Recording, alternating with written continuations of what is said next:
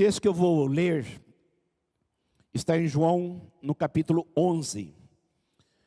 E eu quero que você preste muita atenção. Se você estiver com a sua Bíblia, pode abri-la. Se você estiver sem Bíblia, pode acompanhar aqui pelo texto.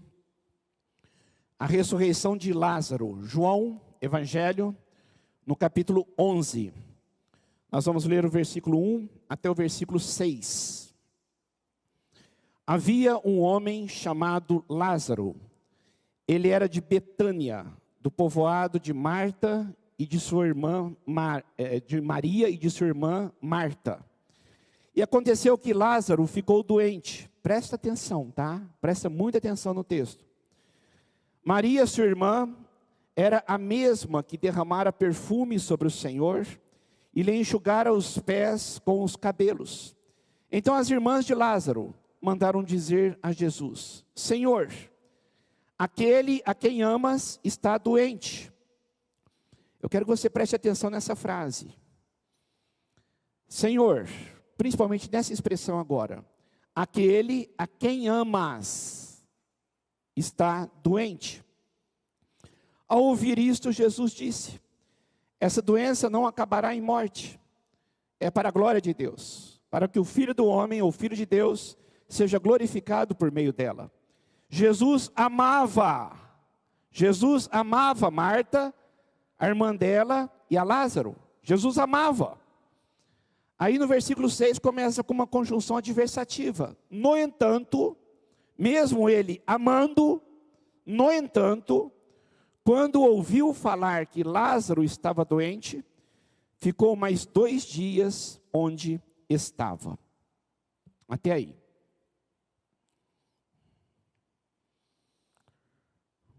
Irmãos, todos nós passamos por dúvidas e questionamentos. Todos nós.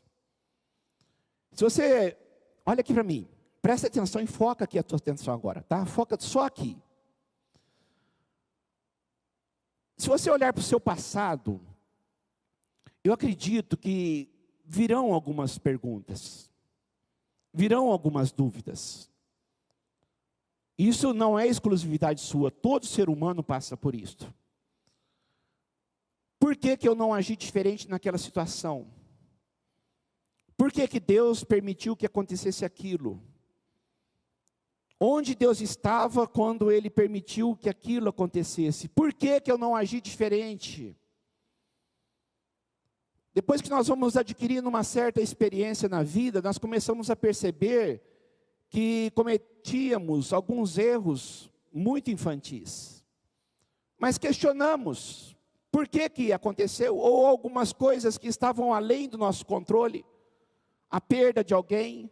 Mas sempre esses questionamentos levam-nos ao desânimo, porque são coisas que poderiam ser evitadas. Aí nós focamos no nosso presente, e os questionamentos não mudam. E agora? E a minha vida? O que vai ser de mim? Como eu vou lidar com as dificuldades financeiras que eu tenho passado? Como eu vou lidar com os problemas conjugais? Como que eu vou lidar com os problemas com os meus filhos? Como eu vou lidar com todo esse turbilhão de emoções negativas, essa babel emocional que traz essa confusão sobre a minha vida? O que vai ser da minha vida? Quais atitudes que eu tenho que ter? Quais decisões que eu tenho que tomar? O que eu tenho que fazer? São dúvidas que vêm. E vem nas áreas profissionais, vem nas áreas familiares, nas áreas financeiras, nas áreas pessoais, saúde. Mas se não bastasse as perguntas do passado, do presente também tem as inscrições do futuro. Onde nós olhamos para o futuro e fala, como será? O que vai acontecer? Há muitas pessoas hiper preocupadas com seus filhos, com a direção que o mundo está indo, ou para onde o mundo está indo. Muitas pessoas estão muito preocupadas na questão financeira, familiar, sentimental. Será que eu vou continuar sozinho? Será que eu vou continuar sozinha? Será isso? Será aquilo outro? Então as dúvidas vêm. E elas mostram-nos a nossa fragilidade. Elas mostram-nos o quanto nós somos pequenos. Ainda mais diante dessa pandemia, onde questionamos também até quando vai isto. Quando a gente pensa que está acabando, vem uma notícia e aí vem outra notícia, e você pode perceber as notícias boas não são divulgadas, mas as ruins são superdimensionadas. Ninguém fala dos mais de 9 milhões de curados, mas focam nos 200 e tantos mil que já morreram, e gente vai morrer, e está vindo uma segunda onda, e está vindo um segundo vírus, e o mundo vai acabar. E as dúvidas vêm. E se você não tomar cuidado, você se envolve nisso. Então, aonde eu falo a importância da fé, a importância de você ser uma pessoa centrada. Eu quero que você tente imaginar, com essas perguntas que eu fiz aqui, para você pensar, que são as mesmas perguntas que eu faço e você faz. Tenta imaginar o que passou na mente e no coração de Marta e Maria, irmãs de Lázaro.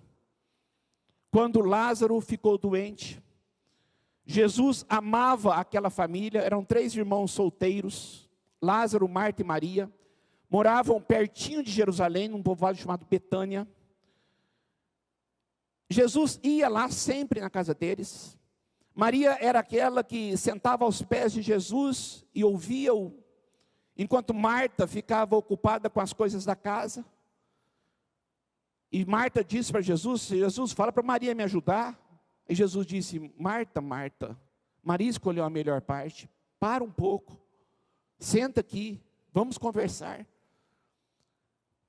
Aquela mulher que chorava aos pés de Jesus e quebrou um vaso de alabastro, um perfume caríssimo, e derramou aos pés de Jesus, e com as lágrimas e com os cabelos enxugava. Foi Maria. Jesus amava essa família, ao ponto do texto ser bem enfático. Aí Marta e Maria dizem para Jesus: Lázaro está doente, precisamos do Senhor aqui. E Jesus não foi, e Lázaro morreu. Você já parou para pensar nas perguntas, nas indagações, nos questionamentos que elas passaram e fizeram? A respeito do passado, por que Jesus não veio? Se Ele nos ama tanto, agora que nós precisávamos dEle aqui, por que Ele não veio? No presente, e agora, o que será de mim? E o futuro? Somos 2 mulheres, numa sociedade oriental, extremamente machista. Vamos trabalhar como? Vamos viver de esmola? Perdemos o homem da casa, que era o nosso irmão Lázaro. As dúvidas do passado, presente e futuro, aquelas mulheres tiveram também. E aí vem a história, no discorrer da história, Jesus chega lá e ressuscita Lázaro depois de 4 dias. Então, o que nós podemos tirar desse texto de uma forma muito prática para as nossas vidas? Que as dúvidas existem, os questionamentos existem, mas nós precisamos basear nossa vida em algumas verdades absolutas, para que possamos vencer todas essas dúvidas e as demandas da vida, senão vamos sucumbir, senão não vamos aguentar. Por isso que eu nunca posso desistir de acreditar, eu nunca posso desistir de crer. Este é o tema que nós colocamos para a pregação de hoje. Não desista de crer, mesmo que tudo favoreça ao contrário, ou tudo te leve contra isto. Mas não é simplesmente você tem que crer, você precisa crer. Isso é muito vago, isso é muito genérico. Qual que é a base para eu crer? Qual que é o alicerce para eu crer? Para dirimirem as dúvidas, para que eu tenha postura, para que eu viva o abundante de Deus. Quais são as verdades absolutas, as quais a minha vida tem de ser pautada? Não são verdades relativas, mas são verdades absolutas. Deus te trouxe aqui essa noite para renovar a tua fé. Você que está ouvindo pela internet, Deus está querendo renovar a tua fé. com base, alicerce, verdades absolutas. Nunca desista de crer. A primeira verdade absoluta para você colocar como base, para continuar insistentemente crendo, é crer nessa primeira verdade: Deus me ama. Essa é a verdade. Deus me ama. Independente do que aconteça, Deus me ama. Deus, a essência dele é o amor. E quando eu começo a duvidar do amor de Deus por mim, a coisa não acontece. É por isso que o texto, ele é tão enfático. Ele é tão enfático. Num texto pequeno, 3 vezes aparece Jesus amava Lázaro, Jesus amava Maria, Jesus amava. Já começa dizendo que Jesus amava Lázaro, Maria e Marta, no versículo 5. Quando Marta pede para Jesus vir, ela usa o termo, Lázaro, a quem amas, enfaticamente. Eles sabiam que Jesus os amava. Eles sabiam, os 3. Lázaro morreu, agora as 2 tinham consciência disto. Mas veio as dúvidas. Por que ele não veio quando nós precisamos? Por que aconteceu isto? E quando Jesus chegou lá, aí as perguntas vieram. Senhor, se estivesse aqui, nosso irmão não teria morrido? São questionamentos. E Jesus diz para elas, onde o enterraram? Vem ver. E levaram-no para uma gruta, e lá estava Lázaro, uma pedra no túmulo, depois de 4 dias morto. Marta, vendo a aflição de Maria, Jesus ouvindo o burburinho dos judeus, e os judeus que estavam ali diziam, se ele de fato amasse Lázaro, ele teria curado Lázaro como ele curou aquele cego. Jesus, diante daquele turbilhão de emoções, nós encontramos uma pérola da Bíblia, o menor versículo da Bíblia. Jesus chorou. Jesus chorou. Sujeito, Jesus. Ação, o verbo, chorou. Jesus chorou. Por isso que eles olharam e disseram, vede o quanto ele o amava. Deus não está alheio aos nossos sofrimentos. Deus não está alheio às coisas difíceis que nós passamos e às tristezas da nossa alma. Nós não podemos duvidar do amor dele por nós. O grande problema nosso é que nós vivemos num mundo caído, num mundo falido.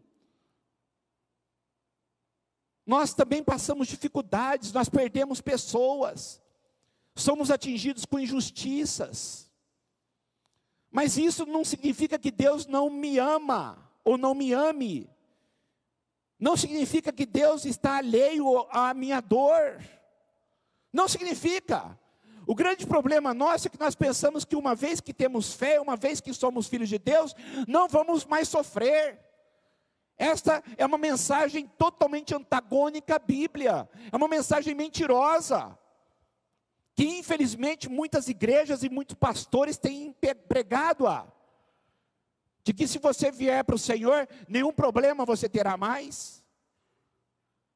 Que a coisa vai acontecer, tudo vai acontecer, os caminhos vão se abrir, você será próspero, você será isso, você será aquilo outro, você será o próprio Deus. Porque do jeito que as pessoas pregam por aí, parece que o cristão não sofre.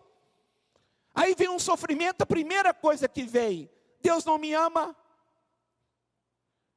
Então eu preciso basear essa verdade como o ponto motriz da minha vida. Deus me ama apesar de tudo. Deus me ama, inclusive, porque Ele permite que aconteça isto ou aquilo, mas Ele me ama e Ele vai me amar. Deus te ama, nunca duvide disto. Independente do que você tenha passado ou esteja passando. Nunca duvide do amor que Deus tem por você. É a verdade absoluta. Essa verdade vai dirimir as dúvidas da sua alma. Deus me ama. A segunda verdade que eu preciso basear, para não desistir de crer, E insistentemente continuar e perseverar crendo. Crer que Deus tem um propósito em tudo. Que Deus sabe o que faz e tem um plano em todas as coisas.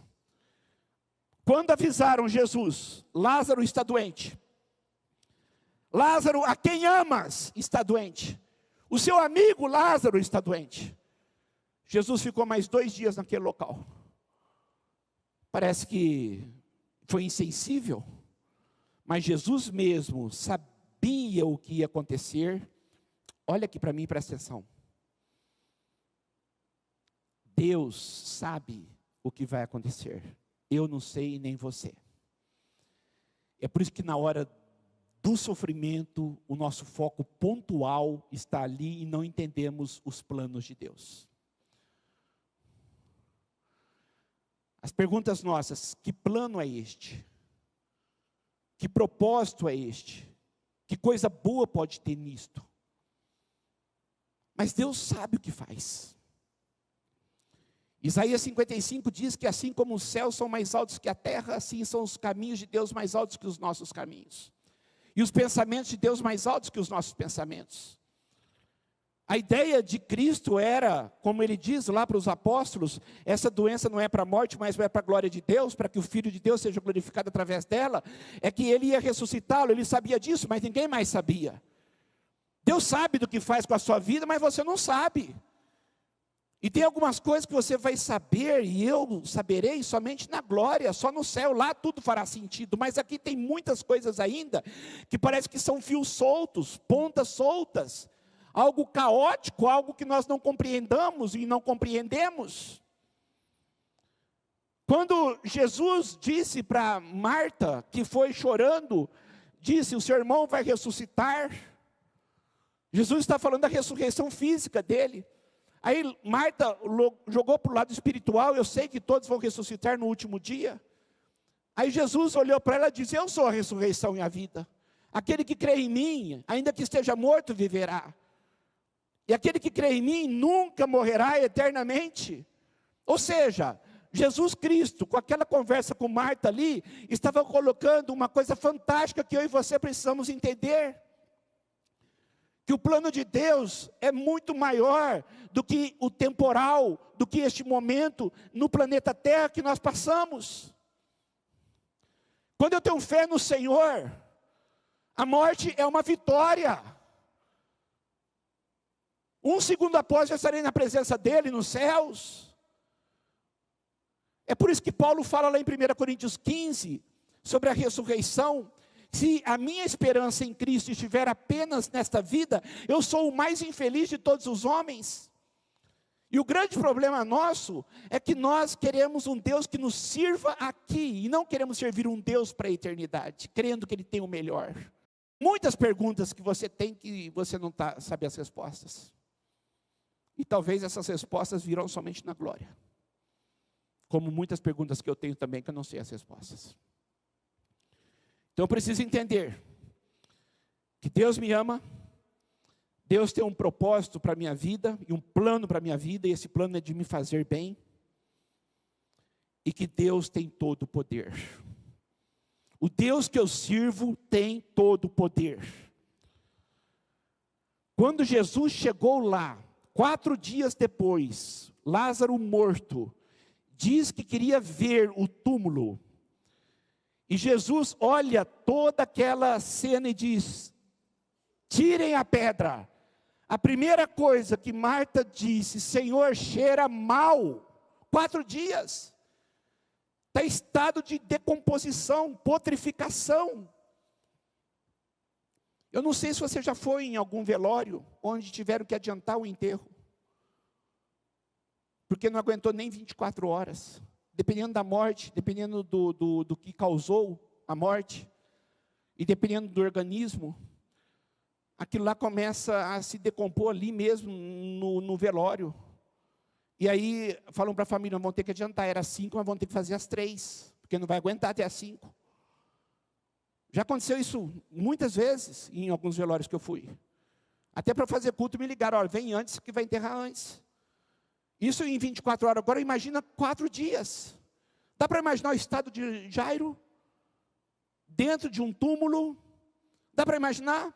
Então, a primeira coisa que Jesus disse, tirem a pedra, a primeira coisa que veio, a razão humana, a lógica. A palavra grega para esta palavra é a razomai, razão, lógica. A razomai vem de razão.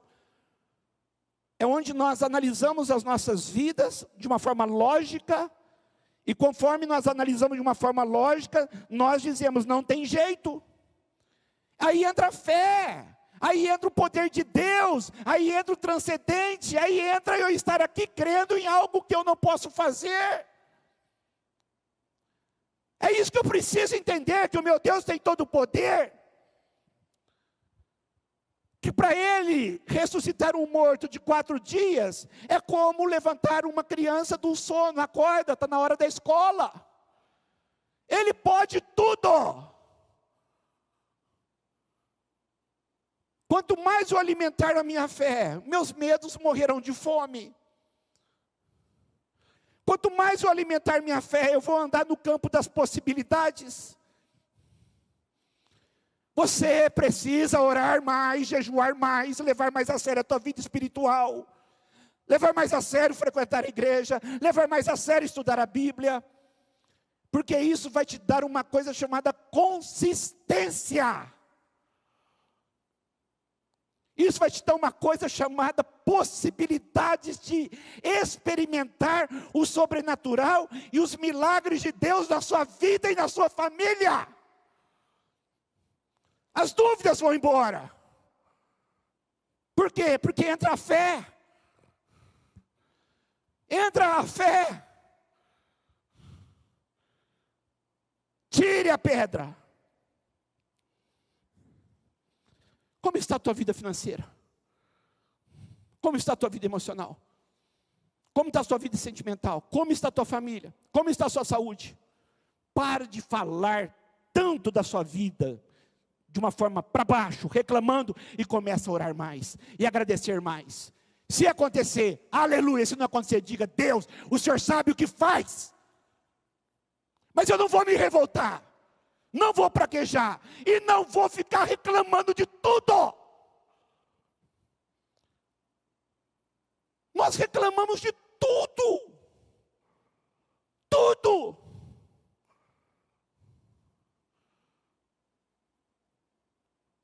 Quanta gente passando problemas seríssimos.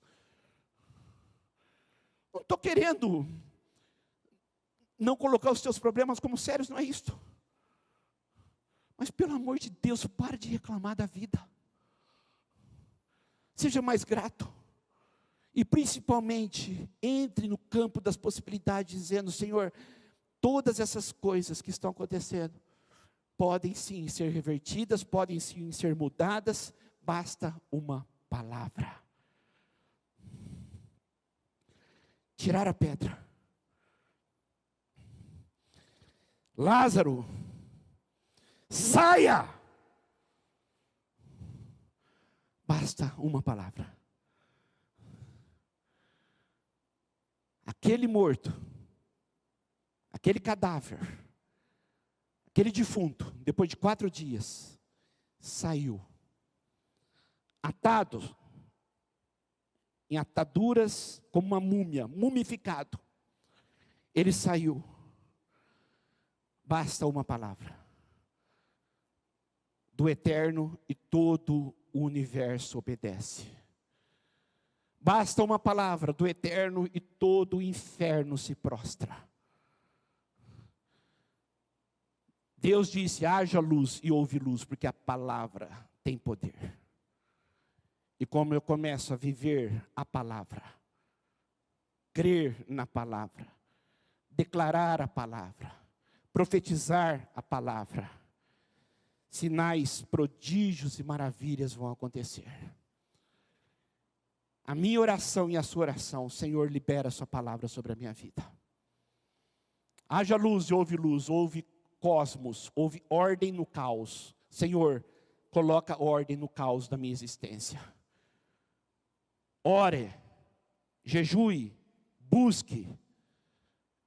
Uma dica, não um mês nem um ano, mas a vida toda.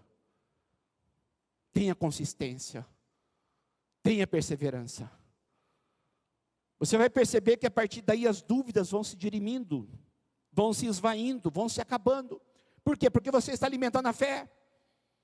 Mesmo com essa fé bate forte contra o racional, mas você vai viver no campo da fé. A pergunta é, se eu não tiver fé, o que eu estou fazendo aqui? Ah, minha fé é muito pequena. Então faça-a crescer, alimente-a, ela é viva, regue-a, joga adubo, joga água, faça alguma coisa. Eu quero que você guarde isso no seu coração. Verdades absolutas para acabarem com as minhas dúvidas. Repita comigo bem alto, bem alto, bem alto. Deus me ama. Deus está no controle de tudo. Deus pode tudo.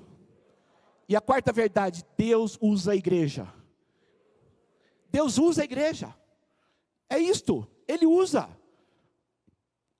Jesus, a semana passada, o pastor Alex pregou sobre Jesus andando sobre as águas, desafiando a natureza. Ele deu uma ordem, acabou com a tempestade, o vento acalmou, a tempestade parou. Ele poderia dizer para aquela pedra sair, aquela pedra sairia. Ele poderia fazer assim, aquela pedra sairia. Mas Jesus, Ele usa gente, Ele usa pessoas, colaboradores, para trabalharem juntos, cooperarem juntos, cooperação, vamos operar juntos. Eu vou fazer o milagre, mas vocês vão participar. Tirem a pedra. Jesus usa a igreja. E quando Lázaro saiu, ele estava como uma múmia, atado. E o que Jesus disse? Novamente para aquelas pessoas que estavam ali: tirem as faixas. Essas faixas são para gente morta. Ele está vivo, ele está livre para viver e viver de forma abundante. Ele não precisa mais disso. Quem precisa de faixa é gente morta. Ele está vivo. E eu vou dizer uma coisa para você: tem muita gente viva vivendo como morto. Tem muita gente atada. Tem muita gente presa. Tem muita gente que não consegue perdoar. Tem muita gente que não consegue agradecer. Tem muita gente que não consegue crer. Tem muita gente presa, vivendo como morta. Não consegue andar e não consegue nem enxergar, porque as ataduras estão bem na frente dos olhos. É por isso que existe algo tremendo chamado poder do Evangelho de Jesus Cristo. E a igreja, para mim, biblicamente falando, com toda base, com toda segurança na palavra de Deus, a igreja de Jesus Cristo, igreja séria, como esta que prega a palavra, é o maior agente de transformação de uma sociedade. Porque transforma o indivíduo, que por sua vez transforma a família, que é a célula máter da sociedade, que transforma uma sociedade. A igreja do Senhor Jesus é aquela que Ele manda, desátil. A pergunta é: você ainda está atado? Você tem Cristo, mas está tão preso ao psique, tão preso ao psicológico, tão preso ao emocional, tão preso ao amor ao dinheiro, tão preso aos prazeres deste mundo, tão preso a essas coisas encantadoras do presente século.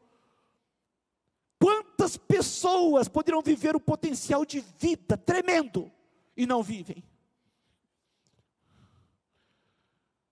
Mas o Senhor nos dá a bênção de sermos libertos.